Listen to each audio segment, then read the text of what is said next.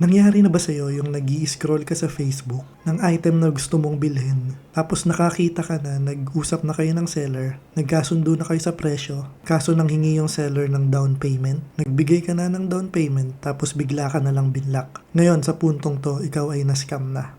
So ano nga ba ang dapat gawin kung ikaw ay na-scam?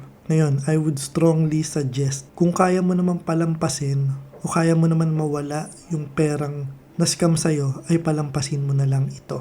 Bakit? Kung iniisip mo na kontakin yung mobile app, yung GCash o kahit na yung mga bangko para magbigay sila ng information dun sa bank account o kaya sa number ng GCash na ginamit na pang scam sa'yo, ay kalimutan mo na dahil never magbibigay po ang bangko, GCash or kahit anong mobile app ng personal information ng kanilang client sa isang tao dahil sa na-scam ito. Pero ngayon, ano nga ba dapat mong gawin kung na-scam ka at gusto mong mabawi yung pera na nawala sa'yo? Well, first of all, I would suggest na dapat ready ka financially. Mag-ready ka ng effort mo at oras mo. Dahil ang una mong gagawin ay dapat pumunta ka sa pinakamalapit na PNP Cybercrime Division sa lugar nyo. Ngayon, pagpunta mo dito, agad kang tatanungin ng mga pulis kung magsasampa ka ba ng kaso laban dun sa nang scam sa'yo. Iyon ang una nilang tanong. Bakit? Dahil kung sinabi mong hindi ka magsasampa ng kaso, ay bibitawan agad nila itong kaso mo. Kasi ano nga naman ang sense kung mahuli man nila yung scammer, pero wala namang taong magsasampa ng kaso laban dito. Eh di pakakawalan din agad nila ito. Ngayon, kung sinabi mo naman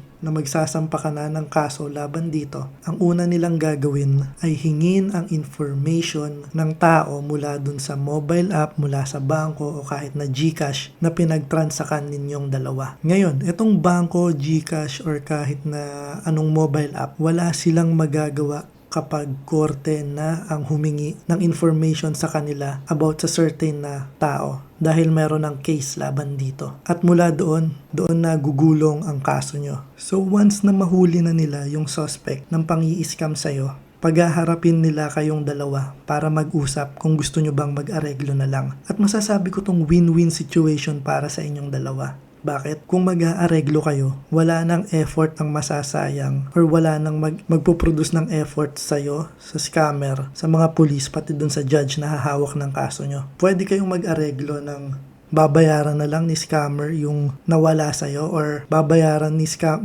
ka ni scammer ng may karagdagan dahil sa abala. Pero nasa iyo na yon. Kung gusto mo naman na pagdusahin si scammer dahil sa nagawa niyang kasalanan, ay huwag ka na lang pumayag na magpaareglo para tuluyan na siyang masampahan ng kaso at makulong. And with that, congratulations dahil nakamit mo na yung justice sa panloloko sa'yo. So ayun lamang, hanggang muli. This is JP from JP Investing. Please do like, subscribe, and see you next video.